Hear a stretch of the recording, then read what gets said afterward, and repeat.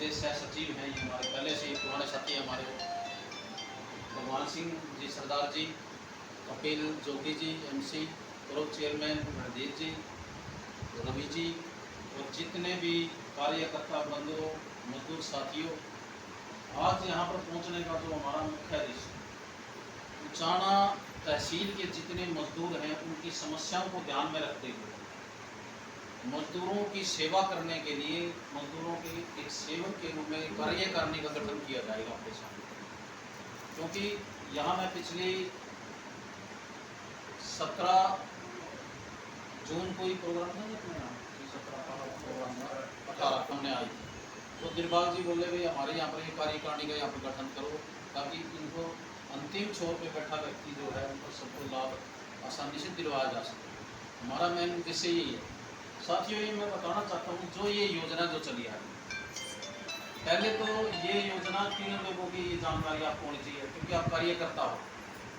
क्यों, कई जगह मैंने ऐसे देखा जो कार्यकर्ता होते नहीं, वो जो ब्यूटी पार्लर वाले की भी, परचून वाले की भी, उसकी भी सभी की कापियाँ बना देते हैं, वो गलत है। ये योजना ही ऐसी योजना है जो 36 बिरादरी, जाति बंधन नहीं इसमें, यानी 36 की 36 बिरादरी के वो मजदूर निर्माण कार्य करने वाले, जैसे ये बिल्डिंग बनती है, सड़क बनती है, तालाब है, पार्क, रेलवे ट्रैक वगैरह, कुछ भी निर्माण कार्य जो होता है उसमें कारीगर और मजदूर, जैसे वालों राजमिस्त्री होता है, पहले उसके अंदर बिजली फिटिंग वाला होता है, पेंटर होता है, प्लम्बर होता है, पेंटर होता है, इस प्रकार से मतलब जितने कारीगर और जितने मजदूर, कोई सीमेंट के तसड़े पड़ा रहा है, कोई रोड़े फोड़ रहा है, इस प्रकार की महिलाएं पुरुष, उनकी ये मजदूरों की कापियाँ बनती हैं। और कापी बनने के बाद 24 प्रकार की कल्याणकारी योजना का लाभ मिलता है। ये जो ये योजना है, आप लोगों के मन में ये है कि भाई मान लो भारतीय जनता पार्टी ने योजना दे दी या कांग्रेस पार्टी ने योजना दे दी, ये योजनाएं इतनी आसानी से योजना नहीं मिली है।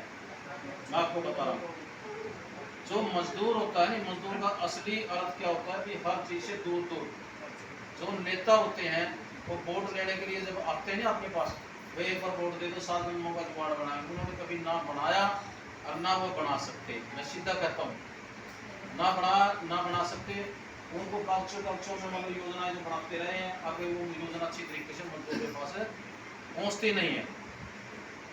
और मजदूर जो बेचारा आज किसी बिल्डिंग पे काम करने के लिए नहर पे गया, सामने काटने में मृत्यु होगी, या मतलब बिल्डिंग से गिर गया, किसी की हड्डी टूट गई, लीड की, किसी की मृत्यु हो गई, ऐसी तमाम घटनाएं पहले भी होती थी, लगातार होती रहती। कभी भी देश आजाद होने से पहले और देश आजाद होने के बाद कभी भी किसी भी पार्टी की सरकार ने नहीं सोचा भाई इन मजदूरों के लिए कल्याणकारी योजना हो। हमारा देश 1947 में आजाद होने के बाद सरकारों ने जो जैसे योजनाएं जो बनाई हैं, योजनाएं ज्यादातर हमारे जो समाज में 4 प्रकार के लोग रहते हैं। नंबर 1, कर्मचारी वाले, कर्मचारियों के लिए भी जो है सरकार ने उसी समय जो योजनाएं बनाई, चाहे उन्होंने मान लो दिवाली का त्यौहार मनाना हो, चाहे माता का जगराता करवाना हो, चाहे उन्हें गेहूँ लेनी हो, चाहे उनके बच्चे बीमार हो, तमाम प्रकार की सुविधा उनके लिए। कोई कर्मचारी भी भाई बैठा है, मैं उनसे मतलब मेरी कोई गिरना नहीं है, मुझे खुशी है, वो हमारे भाई हैं, हमारे बेटे हैं, हमारे समाज की इससे मिल रही है, हमको बड़ी खुशी की बात है। दूसरा जो वर्ग है हमारा व्यापार मंडल वाला, व्यापार मंडल वाले नाम मात्र लोग होते हैं, उनको गवर्नमेंट 100 करोड़ रुपया लोन दे देती है और वो अपने फैक्ट्री लगा ली, भट्ठा लगा लिया, उसी में घाटा दिखा गए माफ भी करवा लेते हैं। और जो हमारा जो मजदूर है उसको 20,000 भी लोन भी नहीं मिलेगा, कोई सुविधा नहीं मिलेगी। ऐसे जो तीसरा वर्ग है जो हमारा, वो किसान वर्ग, किसान भी एक मेहनत करने वाला मजदूर टाइप का ही होता है, लेकिन किसानों के लिए भी तमाम प्रकार की योजनाएं जो सरकार ने बनाई, हमें खुशी है उनके लिए बनाई, लेकिन गहरा दुख ये रहा जो हमारा देश का निर्माता, जो सबसे बड़ी हिंदुस्तान की ताकत है, तो मजदूर की ताकत है। वो क्यों ताकत है? 93% हिंदुस्तान के अंदर मजदूर हैं, सभी प्रकार की मजदूरों की जो कैलकुलेशन 93% संख्या बनती है। और वो 93% जो समाज के हर गरीब को, हर अमीर को, हर नेता को, हर अभिनेता को, सभी को सुख सुविधा देने वाला जो मजदूर होता है। अब मजदूर को पता ही नहीं इस बात का, कभी ये सोचते भाई जो मनोहर लाल खट्टर थे या ओम प्रकाश चौटाला थे या भूपेंद्र हुड्डा भाई वो आपको सुविधा दे रहे, नो। सबसे आप ही समाज को सुख सुविधा कैसे देते हो? पट्टे वेंट कौन बनाता है? मजदूर।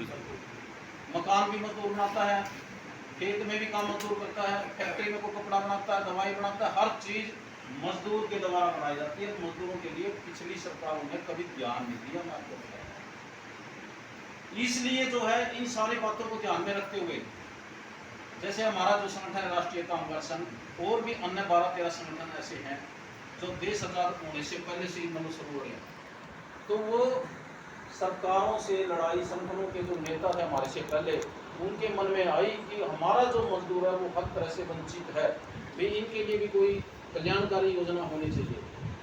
तो वो लड़ाई जब से देश आजाद हुआ तब से वो लड़ाइयाँ लड़ते रहे। जैसे मैं आपको बताने लग रहा हूँ, ऐसे वो उस जमाने में भी जो है गांव-गांव जाकर, शहर-शहर जाकर, पूरे प्रदेश के बड़े-बड़े सम्मेलन कर करके मजदूरों को जागरूक किया और सरकारों से लड़ाइयाँ लड़ी कि भाई जो है हमारे इन मजदूरों ने क्या कसूर करा, भाई ये जो आप इनके लिए कोई योजना नहीं बना रहे।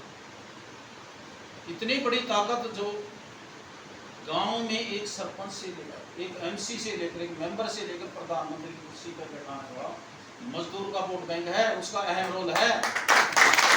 और के लोग को वोट डालने के लिए नहीं जाते, जब वो टीवी पे खबर आती नहीं 65%, 70% बोला, वो मजदूरों की वोट जो लाइन में लगकर दिखते हैं वो किसी पे बनते हैं। इतनी बड़ी ताकत होने के बाद ये ऐसे कर करके जो है इन नेताओं को, इनके सामने जो है प्यार से फिर तकरार से भी इतनी जो लड़ाइयाँ जो लड़ी हैं, जब जाकर ये मजदूरों की 1995 के अंदर, मतलब ऐसे लगातार जो है आंदोलन चलते रहे। 1995 में जो दिल्ली के अंदर पूरे हिंदुस्तान के मजदूरों को इकट्ठा किया, तो वहाँ पर जब वहाँ की सरकार ने और माननीय सुप्रीम कोर्ट ने जब आवाज़ सुनी कि इतनी भारी संख्या में जो लोग यहाँ पर दिल्ली में कैसे आए, तब जाकर ये कानून बना, मजदूर अधिनियम 1996 में कानून और कानून बना दिया।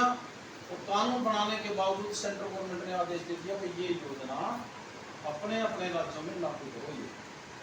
लेकिन जो गरीब जो राज्य थे, जैसे राजस्थान ने अपने साथ, उधर उड़ीसा, बिहार, इस प्रकार के जो गरीब राज्य थे, उन्होंने कानून बनते साथ वो योजनाएं लागू कर दी अपने अपने राज्य में। और हमारा हरियाणा प्रदेश के अंदर आर्थिक दृष्टि से काफी मजबूत होने के बावजूद भी हरियाणा प्रदेश ने लागू नहीं करी। तो फिर इसको हरियाणा प्रदेश में भी लागू करवाने के लिए फिर जो है हरियाणा के मजदूरों को इकट्ठा किया हमने कुरुक्षेत्र के अंदर। कुरुक्षेत्र के अंदर इकट्ठा करके मजदूरों का मंत्री चौधरी वीरेंद्र सिंह तोमर होते थे उस टाइम कांग्रेस सरकार के खिलाफ, तो उनको बुलाया और बुलाकर उनका फिर स्वागत किया। जैसे आपने मानव से यहाँ पर स्वागत किया, नहीं ऐसे स्वागत नहीं किया हमने उनका कुर्सी पे बिठा के उनको फिर समझाया, मजदूरों को वैल्यू रियलाइज कराई। मंत्री जी, आप जिस कोठी में रहते हो किसने बनाई है, जिस कुर्सी में बैठते हो किसने बनाया है, तो सारी वैल्यू मजदूरों की रियलाइज करवाई। उसने एक भी आवाज में कुछ नहीं बोले, तुरंत प्रभाव से जो है ये योजना मतलब उन्होंने कानून हरियाणा का बनाया, फिर ये लागू हुई। लेकिन 2005 में इस मजदूरों को का जो बोर्ड था उसका गठन कर दिया। बड़ी दुर्भाग्य की बात रही, उसमें बोर्ड के जो मेंबर थे वो मेंबर एमएलए एमपी बड़े बड़े जो पूंजीपतियों को मेंबर बना दिया, जिन्होंने मजदूरों की एक भी गिनती नहीं आती। तो वो उसमें कानून भी ऐसे बना दिए कि ये कहावत है, ना नोमन तेल में ना रात आना चाहिए, मतलब कंडीशन ऐसी लगा दी कोई लाभ ही नहीं ले सकते थे हम इन कापियों को। 10 साल कांग्रेस की सरकार रही, 10 साल के दौरान जो है 19,000 मजदूरों की कापी बनी थी 10 साल में। अब भवन निर्माण के मजदूर कम से कम 10 लाख होते थे उस टाइम। 19,000 मजदूरों की कापी बनी, 29 करोड़ रुपया ही बांटा गया, क्योंकि उसमें कंडीशन इतनी ज़्यादा लगाई हुई, तो कंडीशनों को मजदूर पार नहीं कर सकता था। तो ये जब हमारे को सपने में भी नहीं मिला था कि हमारे को इस बोर्ड का मेंबर बना देते। हमारे को जो मजदूर क्षेत्र में काम करने वाले 5 आदमियों को बोर्ड का मेंबर बनाया, और बोर्ड का मेंबर बनाते साथ मेरे मन में बड़ा दर्द था कि मजदूर का जो है लाभ नहीं मिल पा रहा। और एक और बड़ी इसमें हानि की बात है, जो मजदूर को पैसा मिलता है इस योजना में, वो पैसा किसी के घर से जेब से नहीं आता भाई, कभी मनोहरलाल हो या नागरिक सैनी हो या मतलब कोई हो, उन्हें अपनी जेब से नहीं देना पड़ता। जितनी और सरकार की योजना है, इन योजनाओं को छोड़कर उनके लिए बजट पास करना पड़ता है, और उसको पूरा करने के लिए चाहे लोन लेना पड़ो कहीं से, वर्ल्ड बैंक से, वो ऐसे पूरा करते हैं। ये हमारा ही पैसा है, यही सरकार से इसलिए तो मांग थी बताइए, हमारा पैसा हमारे मजदूरों को मिलना चाहिए। जितने भी 10 लाख रुपए से ऊपर वाले जितने भी मकान, कोई भी निर्माण कार्य है, चाहे सरकारी गैर सरकारी हुआ, चाहे गांव में कोठी भी बना रहा है, 10 लाख से ऊपर वाला कोई भी बिल्डिंग कंस्ट्रक्शन काम है, उस पर गवर्नमेंट सबूत से 1% टैक्स लेती है। और वो टैक्स आज जो हमारे इस बोर्ड के अंदर 4500 करोड़ रुपया जमा पड़ा है आज के टाइम, और वो हमने जो है उस पैसे को 500 करोड़ 200 करोड़ 100 करोड़ ऐसे अलग अलग बैंकों में जमा करवा रखा है, और उसका जो ब्याज भी सरकार बांट देगी, मजदूर की भी बदले बदले होगी और सरकार की भी बदले बदले होगी। और इतना पैसा, जितना पैसा जो है मतलब मजदूरों को दिया जा रहा है, उससे कई गुना पैसा हर रोज इसके अंदर बढ़ता रहा है, ब्याज से अलावा भी। क्योंकि गुड़गांव और जैसे फरीदाबाद पलवल है, वहाँ पर जो कंस्ट्रक्शन का काम लगातार चलता रहता है, सबसे ज़्यादा मतलब टैक्स वहीं से ही आता है। तो वो पैसा, इतना पैसा, तो इसलिए वो सरकारों को के सामने बैठ के उसको रिलाइज करवाया कि मालिक का पैसा है और मजदूर उसके पास काम करता है, तो वो पैसा सरकार का हक नहीं, हमारे मजदूरों का हक है, तो वो हक मिलना चाहिए। जब जाकर ये सारे कानून बने तो ये इस प्रकार से उनको लाभ मिलना चाहिए। तो इसमें योजना क्या है, मजदूर का मतलब पंजीकरण होता है लेबर डिपार्टमेंट की तरफ से, और पंजीकरण होने के बाद 1 साल के बाद लाभ मिलना शुरू होता है।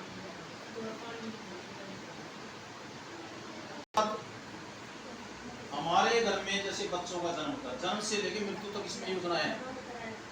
घर में बच्चों का जन्म होता है तो उसके लिए पहले कांग्रेस वाली सरकार के दौरान 5-5 हजार रुपये जच्चा बच्चा खर्चा मिलता था। अब आप ये सोचो, घर में मतलब बच्चा होना तो 1 महीने पहले नींद उड़ जाती है कि भाई जो कौन से हॉस्पिटल में लेके जाएंगे, 35-40 हजार रुपये लगेंगे। तो ये हमने जो है जब वहाँ पर बोर्ड में बैठते ही साहब इसको 36 हजार रुपये जच्चा बच्चा हमने, और वो मिलने लगा। उसके बाद हमने अपने बच्चों को पढ़ाना लिखाना होता है, पढ़ाई लिखाई के लिए भूपेंद्र सिंह हुड्डा ने इसमें ऐसी कंडीशन लगा हुई थी पहले, जो मजदूर का बच्चा 8वीं कक्षा को 50% अंक दे के पास करेगा तो उसको छात्रवृत्ति देंगे, और वो भी 3000 से लेकर 5000 रुपये तक। तो हमारे बच्चों के 50% नंबर आते नहीं थे और उनको लाभ मिलता नहीं था। ये भी हमने पहली कलम से ही जो है सीधा पहली कक्षा से लेकर बच्चा जब तक पढ़ेगा, कोर्स करेगा, चाहे डॉक्टर भी बनना हो, तो सारा खर्चा उस कॉपी पर दिया जाता है। पहले से लेकर 8वीं तक जो है 8000 रुपये, और 9वीं से लेकर 12वीं तक 10,000, और फिर BA में एडमिशन लेता था 15,000, और MA में एडमिशन लेता तो 20,000 रुपये हर साल उस पर इस प्रकार से छात्रवृत्ति दी जाती है। और साथ में जो वो नेता कहते हैं ना भाई 7 जन्मों का भी जुगाड़ बना देंगे, कोई नहीं बना सकता। इस कॉपी में हमने बनाया है, आपने अपने बच्चों को पढ़ाना लिखाना है, सिर्फ इतनी कंडीशन, पढ़ाओ लिखाओगे। अब जैसे मजदूर होता है, मजदूर का भी दिल करता है मेरा बेटा भी जो है ऑफिसर बने, लेकिन वो 5-5, 10-10 लाख की खर्चा कहाँ से लेकर आएगा। तो इस कॉपी पर मतलब आपने मालूम 12 पास करा के और वो लड़के को एडमिशन करा दिया मतलब डॉक्टरी में उदाहरण के लिए, वो खर्चा जितना लगता है वो सारा खर्चा इस कॉपी पर दिया जाता है। जिंदाबाद जिंदाबाद। ये गहराई से बता रहा हूँ क्योंकि आप कार्यकर्ता हैं, ताकि गाँव में से मजदूरों को ऐसे बताएंगे, इलाज करवाएंगे, और मजदूरों में और मजदूरों के बच्चों में ऐसी भावना जागृति हो, पढ़ाई की तरफ ध्यान हो उनका। इसलिए 10वीं कक्षा और 12वीं कक्षा जो बोर्ड की होती है उसमें 90% लेकर जो बच्चा पास करेगा तो उसको 51,000 रुपये इनाम के तौर पे दिया जाता है। 80% होगा 41-70% भी नंबर आगे तो भी 31, और कम से कम 60% भी नंबर आते हैं 21,000 रुपये उसको दिया जाता है। तो उसके बाद हमने फिर क्या करना, अपने बच्चों का शादी करनी होती है। शादी के लिए कन्यादान, सबसे पहले कन्यादान कितना मिलता था जब ये कॉपी बनी शुरू होती है, सबसे पहले 11 मिलता था। सबसे पहले जब ये कॉपी बनी तो इसमें 5100 रुपये कन्यादान मिलता था। सबसे पहले 5100 रुपये कन्यादान। फिर जो है मजदूरों ने फिर लड़ाई करी सरकार से, फिर वो 11,000 हुए, फिर लड़ाई करी, फिर 21,000 हुए, फिर वो 31,000 हुए। और जब हम इस बोर्ड के अंदर बैठे तो 51,000 रुपये तो कन्यादान और 50,000 रुपये जो माता पिता के लिए जो रोटी पानी का प्रबंध करता है, 1,01,000 3 बेटियों तक कन्यादान किया जाता है। तीनों की शादी करेंगे तो 3,03,000, दोनों करें 2,02,000, एक की करेंगे 1,01,000 रुपये, ऐसे कन्यादान। और बीच में फिर हमारे उस दौरान जो है 2017 में बात आई हुई, हमारे भाई बेटी नहीं है, बेटे बेटे हैं, उनके लिए फिर हमने जो है 21,000 रुपये अनुदान टाइम में उसको भी दिए। मजदूरों को अपना काम करने के लिए, औजारों के लिए पैसे से पहले 5,000 रुपये लोन के हिसाब से दिया जाता था। मतलब पिछली सरकार में 5,000 दिए जाते थे, और वो भी सरकार ने बोला आपने वापस देना किस्तों में, तो वो हमने 8,000 जो है सीधे के सीधे उसके खाते में डाले। 5100 रुपये जो है महिला श्रमिक है तो उसको 5100 रुपये 250 रुपये रसोई के सामान के लिए हर साल उसका पूरा महिला को मिलता है। और जो साइकिल के लिए 5,000 रुपये, पहले 3,000 थे तो 5,000 रुपये साइकिल के लिए, और 5,000 रुपये जो अब आगे सिलाई मशीन के लिए मिलेंगे, पहले 3500 रुपये। तो इस प्रकार से इस पर लाभ लगातार ऐसे मिलता रहता है। हमारे घर में कई बार ऐसे बच्चों का जन्म हो जाता है, असक्षम बच्चे होंगे बहरे जन्म से, तो उसके लिए भी इसमें योजना है। और कई बार हम काम करते वक्त या मतलब ऐसी बीमारी से ग्रस्त हो गए जो हम सारे दिन की काम ही ना कर सके, ऐसी मान लो जैसे 100%, 50% से 60% से लेकर 100% के बीच के दौरान जब ऐसी कोई घटना घट जाती है, कोई अपंगता आ जाती है, तो 1 लाख और 3 लाख के बीच में उसको पैसा दिया जाता है, साथ में उसकी पेंशन लगाई जाती है इसका। और 4 धाम की जो यात्रा इस भी है इसको में, जैसे मान लो आप जितने मान लो 50 लोग इकट्ठे भी जा सकते हैं, परिवार के 4 सदस्यों समेत वो यात्रा कर सकते हैं इसके अंदर, आना जाना। और जहाँ पर रुकेंगे वहाँ रुकने के लिए जो धर्मशाला वगैरह होती है उसका सारा खर्चा इसका दिया जाता है।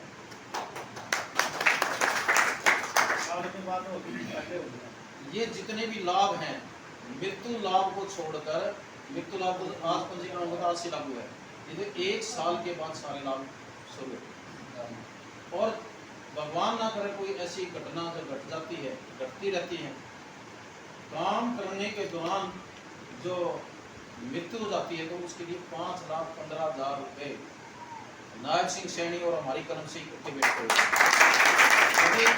नायब सिंह सैनी जो है हमारे इस बोर्ड के चेयरमैन थे, हम मेंबर थे। हड़ताल में इकट्ठा रहे, 1 मिनट में अपना कर दे, कान में मार दे और कट दे, जिस तरह मतलब हमारी। और ये मृत्यु लाभ में पिछली सरकारों में 75,000 रुपये दिया जाता था, हमने 2,15,000 रुपये, 2 लाख रुपये जो मृत्यु के हैं और 15,000 रुपये अंतिम संस्कार के इस पे दिए जाते हैं। अभी जो है इस दौरान जो इतना अच्छा जो काम चला है, लेकिन जो है 2019 में इन चलती योजनाओं की बुरी नजर लगी, ऐसी बात से बताओ, बुरी नजर लगी अचानक, क्योंकि ये गठबंधन की सरकार आ गई, और गठबंधन की सरकार आ गई तो ये जो मजदूरों का बोर्ड दुष्यंत चौटाला के हाथ में चला गया। खुद दुष्यंत चौटाला इसके चेयरमैन बन गए, और चेयरमैन बने 16 जनवरी 2020 को जो पहली मीटिंग ली, हमारी गुड़गांव में मीटिंग हुई, उस टाइम भी मैं मेंबर था।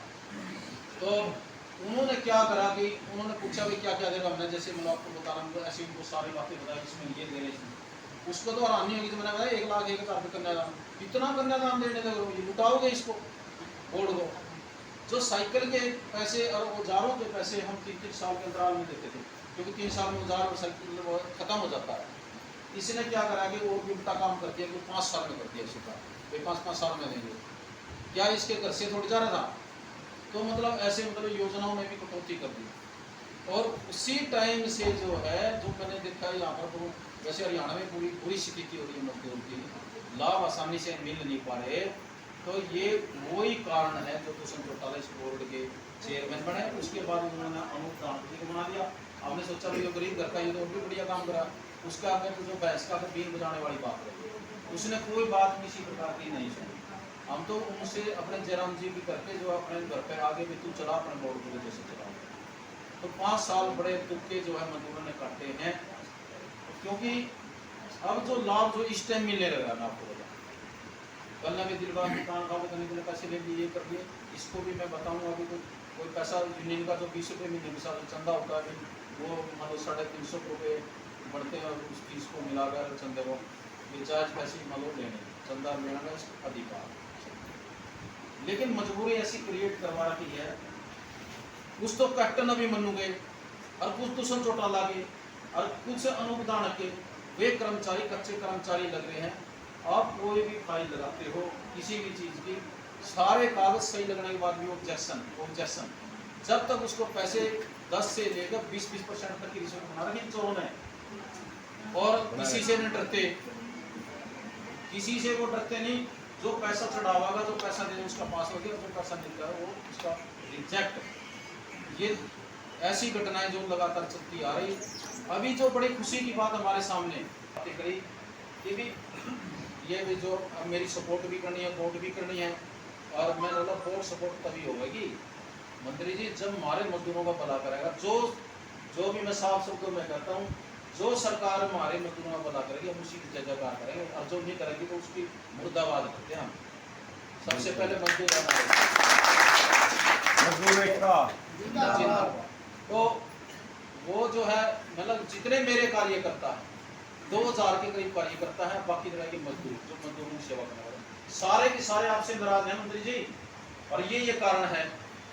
तो बोले वो सभी को बुला लो। मैंने जो है सब करनाल में मैं टाइम दे दिया मंडी में, मैंने सारे हरियाणा के कार्यकर्ता को 26 अप्रैल को जिंदाबाद सुरेंद्र ठाकुर। अभी हमारे सामने जो है समस्या जो भी तो खड़ी है, मैं हल होना चाहिए, इनको लाभ मिलना चाहिए। लेकिन जो अभी ऐसी ऑर्गेनाइजेशन लगाने लगे हैं तो ये सारी बातों के लिए आने वाला कल जो है मेरी उनके साथ उन समस्याओं को देकर दोबारा से बैठक कल चंडीगढ़ रखी है। तो जितनी भी समस्या होगी सारी समस्याएं आप लोगों की करवाई जाएंगी, समय समय पर तो होती रहेंगी। और जो 4-5 चीज़ों का तो ऐसा आसान काम कर दिया है, जैसे टूल की औजारों का है, साइकिल का है, सिलाई मशीन का है, महिला श्रमिक सम्मान योजना का है, इनकी जैसे फाइल लगाएंगे तो उसमें रोल खत्म कर दिया। जैसे वो 100 बैठे थे कर्मचारी अधिकारी तो ऑब्जेक्शन लगाते थे, कंप्यूटर में सिस्टम ऐसा डाल दिया भाई आप फाइल लगाओगे, फाइल लगाते साथ जो है वैसे तो उन्होंने ये बोला कि घंटे के अंदर पैसे आ जाएंगे। आज 2 दिन में, आज 2 दिन के अंदर आ ही जाते हैं पैसे, 24 घंटे के अंदर अंदर सीधे खाते में पैसे आ जाते हैं। मतलब दोबारा फिर चल पड़ा है, दोबारा मुख्यमंत्री भी बन गए तो जो है नहीं वो इन मजदूरों की भी और सबके लिए, किसानों के लिए, सबके लिए लगे हुए हैं। बहुत बल्ले बल्ले आप लोगों के लिए। तो ज़्यादा न करता हुआ आज जो हमारा जो उद्देश्य है कार्यकारिणी गठन करने का, उसको गठन करने की दिविश बना, तो उसको गठन करने के लिए हमारे प्रदेश के उपाध्यक्ष सुरेश कुमार जी आपके सामने नामों की घोषणा करेंगे। तो आप लोगों का बहुत बहुत धन्यवाद। जय हिंद, जय भारत।